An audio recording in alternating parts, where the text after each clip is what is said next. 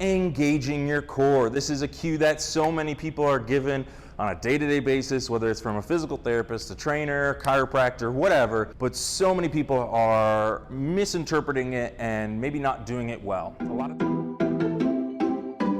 Happy Form Friday. This is Dr. Bill with Movement First Health and Wellness. A lot of times when we think about engaging our core, we're drawing our belly in towards our spine, and a lot of people suck it in and they're engaged. They think that bracing their abs is what engaging the core means. Now, if you read our blog from this week about what a core is, I recommend you do if you haven't. We're going to make sure that we're using all four parts of our core. What that also means is that we are not taking away the pressure from inside of our body, but we are actually creating pressure on the inside of our body so that we can be strong like a soda bottle that is full of pressure and not weak like a soda bottle that is empty. So again, if you have an empty soda bottle, it can be crushed. If you have a full soda bottle, it is very pressurized and it is very hard to break, and that is what we want to think of as our core. Those of you who have not read the blog, the four parts of the core is your diaphragm, your pelvic floor, the front muscles of your torso, and the back muscles of your torso. We're going to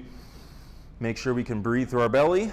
We're going to make sure we can, as we breathe and breathe out, we can gently relax as we breathe in our pelvic floor, allowing it to stretch, but then also gently let it come in.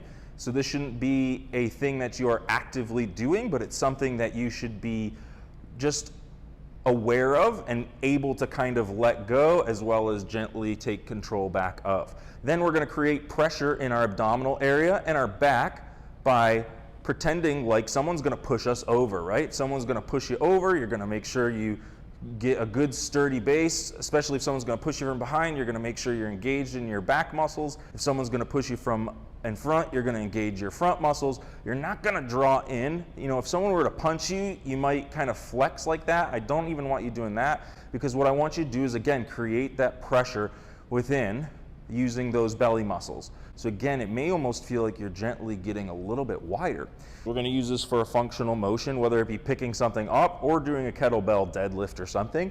So we want to make sure we can breathe, kind of go into our stance, make sure we can breathe, make sure we're engaged in our core and our back. And again, I'm gently making sure that I'm creating pressure in my system, but not so much pressure that it's a Valsalva maneuver, meaning holding and bracing and pushing like I'm trying to push something out or brace for something.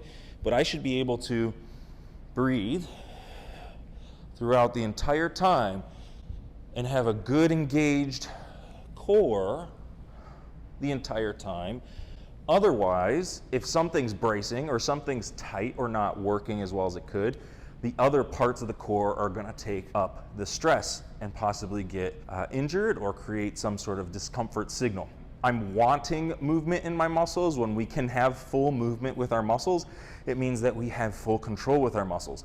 If we don't have that full movement, that means that there's something tight, and again, it's going to make something else compensate more, and it's going to create, maybe some leakage issues or some constipation issues. So we want to make sure that you can allow your muscles of your pelvic floor to relax as well as contract gently as you're doing exercises without letting it completely let go. Keep mentioning that you want to be able to breathe. You don't want to hold. When we're doing a lighter weight, so like this is heavy for some people, but if I'm doing a lighter weight, I want to make sure that I can kind of breathe throughout the entire range of motion.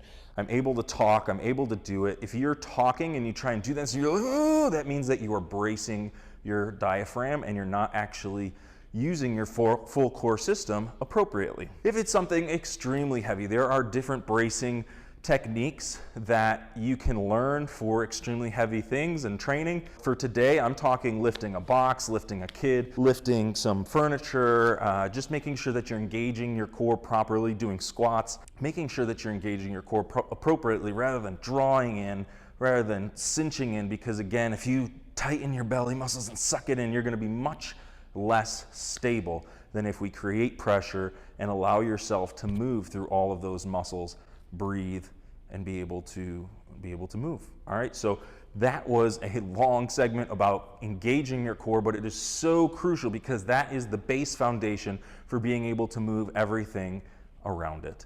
Hopefully it was helpful. Happy Friday and have a great weekend.